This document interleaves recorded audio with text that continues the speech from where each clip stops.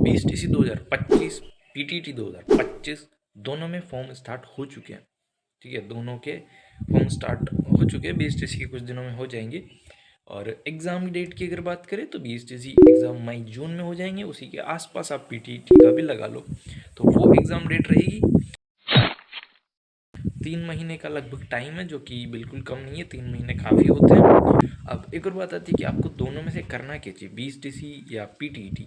BSTC में बस 2 साल हैं, पीटीटी के लिए आपको 4 साल लगने पड़ जाएंगे।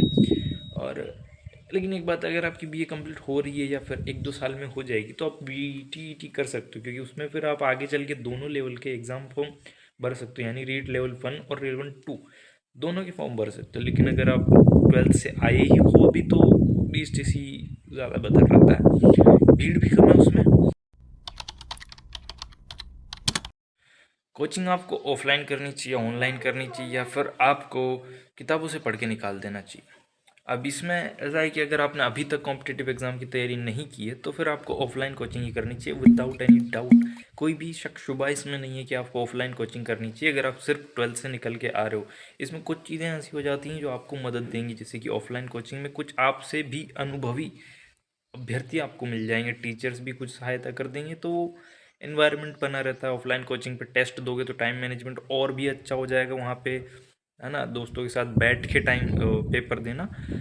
और मेंटल पीस भी बनी रहती है एक, हालांकि नहीं भी बनी रहती, कभी कभी कोचिंग वाले बहुत हाइप अप कर देते हैं। बट ऑनलाइन कोचिंग में ऑनलाइन करना है तो कोर्स किसका लेना चाहिए मुझे नहीं पता, क्योंकि मैंने बीएसटीसी के लिए किसी का कोर्स नहीं लिया था। लेकिन जो कुछ नाम चलते हैं जैसे कि उत्कर्ष या कलाम, संकल्प क्लास, मतलब जिसका भी आप लेना चाहो, किसी का भी आप कोर्स ले सकते हो, क्योंकि मैंने ऑनलाइन किसी का कोर्स लिया नहीं था तो मैं बताना भी नहीं चाहूँगा। अगर आप दोनों में से कोई भी कोचिंग नहीं करना चाहते और सीधा यूट्यूब प्लस किताबों की मदद से निकालना चाहते हो तो निकाल सकते हो, उसमें कुछ इतना मुश्किल नहीं है। लेकिन किताब का मुझसे पूछते हो तो मैं किताब का भी नहीं बता पाऊंगा, क्योंकि मैंने अभी तक कोई भी किताब नहीं ली है। बीएसटीसी हो चुकी है, रीट हो चुकी है, पर किताब कोई भी नहीं ली है। तो मेंस में लेंगे, बट अभी तो छोड़ो। मैंने बीएसटीसी 2023 में जब तैयारी की थी, 414 मार्क्स मेरे आए थे। तो यूट्यूब का जरूर मैं बता सकता हूँ, जहाँ पे मैंने जेन्युइन क्लासेस से जीके पढ़ी थी, बहुत ज़्यादा जीके वहाँ से पढ़ सकते हो आप। अगर आपको पढ़ना है जीके में, कल्चर, हिस्ट्री, पॉलिटी, कुछ भी पढ़ना है, जेन्युइन क्लासेस पे पढ़ सकते हो वो वाली चीज़। लेकिन अगर आपको रीजनिंग के लिए चाहिए तो लक्ष्य जूनियर्स पे आप रीजनिंग पढ़ सकते हो, क्योंकि मैंने जेन्युइन क्लासेस पे रीजनिंग पढ़ी नहीं थी। तो रीजनिंग लक्ष्य जूनियर्स पे पढ़ सकते हो। हालांकि मैंने उस टाइम पढ़ी थी पूर्ण सर से, तो अगर आप उनसे पढ़ना चाहते हो, बट अभी उनका पर्सनल चैनल है रीजनिंग बाई पूर्ण सर, सर्च करके देख लेना यूट्यूब पे, उनसे पढ़ के देख लेना, सही लगे तो ठीक है, वरना क्या ही कर सकते हैं यार, अब वो लक्ष्य पे नहीं है। उसके अलावा कुछ चैनल्स हैं, जैसे कि एक दिनेश आंजना सर है, वो शिक्षण अभिरुचियों के लिए बहुत से लोग बताते हैं कि उनसे शिक्षण अभिरुचि पढ़ सकते हो। मैंने नहीं पढ़ी थी उस टाइम, एक अलग बात है, मैंने शिक्षण अभिरुचियाँ तो वैसे बिल्कुल भी नहीं पढ़ी थी। पर हाँ, शिक्षण अभिरुचियाँ अगर पढ़नी है तो दिनेश आंजना सर, लहर पाठशाला उनका चैनल है, तो उस पर शिक्षण अभिरुचियाँ पढ़ सकते हो। और संकल्प क्लासेस से भी आप पढ़ सकते हो। तो ये कुछ 4 चैनल हैं, इनके अराउंड आप देख सकते हो, आपको जो अच्छा लगे उससे पढ़ सकते हो। But GK, genuine classes, reasoning, Hindi, लक्ष्य जूनियर्स, बाकी दोनों से मैंने पढ़ा नहीं है, बट नाम सुना है, तो उनसे भी पढ़ के देख सकते हो। सबसे ज़्यादा फोकस किस चीज़ पे करना चाहिए, हमारे पास होती हैं 4 चीज़ें: रीजनिंग, जीके, टीचिंग एप्टीट्यूड यानी शिक्षण अभिरुचियाँ, और हिंदी इंग्लिश।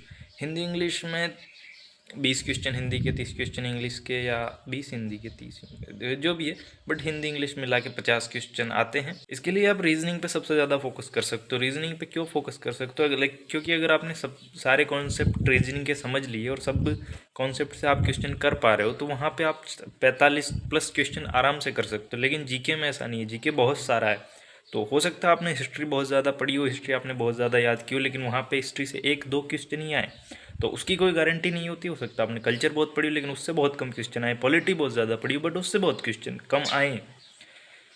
तो ये गारंटी नहीं होती जीके में। लेकिन रीजनिंग में तो ऐसा है ना कि आपने जो कॉन्सेप्ट समझ लिए, उन कॉन्सेप्ट के अंदर अंदर ही क्वेश्चन आएंगे, उनसे कितना ही बाहर आ जाएंगे। जो हैं फॉर्मूलाज हैं, जो भी टॉपिक्स हैं, उन्हीं से क्वेश्चन बन के आएंगे। नंबर शायद बदल जाएं, लेकिन करने का तरीका आपको मिल जाएगा वहाँ पे। तो रीजनिंग पे सबसे ज़्यादा फोकस, साथ ही हिंदी इंग्लिश, हिंदी इंग्लिश संस्कृत, उसके साथ आप ज़्यादा फोकस कर सकते हो।